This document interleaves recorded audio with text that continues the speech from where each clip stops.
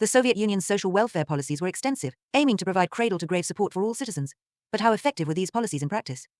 That's a great question. The Soviet system promised comprehensive welfare coverage, including healthcare, education, housing and employment. Theoretically, it was designed to eliminate poverty and ensure equality.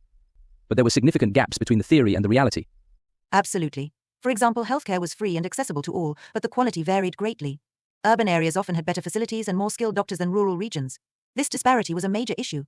And it wasn't just healthcare. Education was another area where the Soviet Union excelled on paper. The state provided free education at all levels, and literacy rates soared.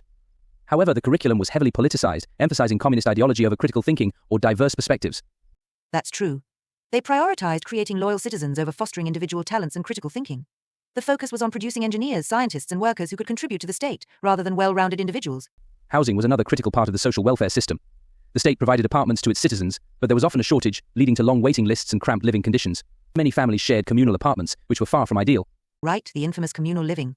These communal apartments, or kommunalkas, were a necessity rather than a luxury. Privacy was a rare commodity, and the living conditions were often quite poor, but it was the best many people could hope for given the shortages. Employment was guaranteed by the state, which meant virtually no unemployment. However, this led to overstaffing and inefficiencies in the workplace. Many jobs existed in name only, contributing little to productivity or innovation. The idea was that everyone would have a job and contribute to society, but it often resulted in a bloated workforce with little motivation to excel. There was no real incentive to work hard since promotions and rewards were not always based on merit. Pensions and social security were also part of the welfare system. The state promised to take care of citizens in their old age, but pension amounts were generally low and the system struggled to keep up with an aging population. Yes, many pensioners found it difficult to make ends meet, especially during times of economic hardship. Inflation and shortages often eroded the value of their pensions, making life challenging for the elderly. Speaking of economic hardships, the Soviet Union faced significant economic problems throughout its existence. These issues often impacted the social welfare system, leading to shortages and unmet promises.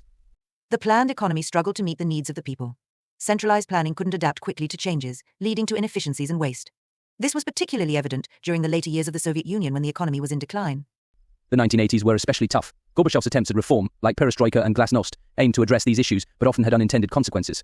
While they sought to open up the economy and increase transparency, they also exposed the deep-seated problems within the system. Perestroika aimed to restructure the economy, introducing elements of market economics. However, it was too little, too late. The economy was too rigid and entrenched in its ways to adapt quickly. Glasnost, on the other hand, encouraged openness and transparency but also led to increased public dissatisfaction as people became more aware of the shortcomings. The social welfare policies were ambitious, but the execution often fell short. The state promised a lot but struggled to deliver consistently. Resources were stretched thin, and the centralized system couldn't respond effectively to local needs. Exactly. The bureaucratic system was cumbersome and slow. Decisions made at the top often didn't reflect the realities on the ground. Local officials had to implement these decisions, but they were often out of touch with the people's actual needs. Moreover, corruption and inefficiency were rampant. The lack of accountability and transparency within the system allowed corruption to flourish. Resources that were meant for the people often ended up in the hands of corrupt officials. That's a key point. The centralized control meant there was little room for local initiative or innovation. Everything was dictated from above, which stifled creativity and responsiveness. Despite these flaws, there were some successes. The Soviet Union achieved significant improvements in literacy rates, public health, and industrial growth during certain periods. These successes should not be overlooked. True, the Soviet Union made remarkable strides in industrialization and scientific achievements. The space race is a prime example. However, these successes often came at a high cost to the average citizen's quality of life. And we can't forget the role of propaganda. The state used propaganda extensively to promote the idea that the Soviet system was superior and that the welfare policies were highly successful. This created a disconnect between the official narrative and the everyday experiences of the people. Yes, the propaganda was powerful. It painted a rosy picture of life in the Soviet Union, which often contrasted sharply with reality.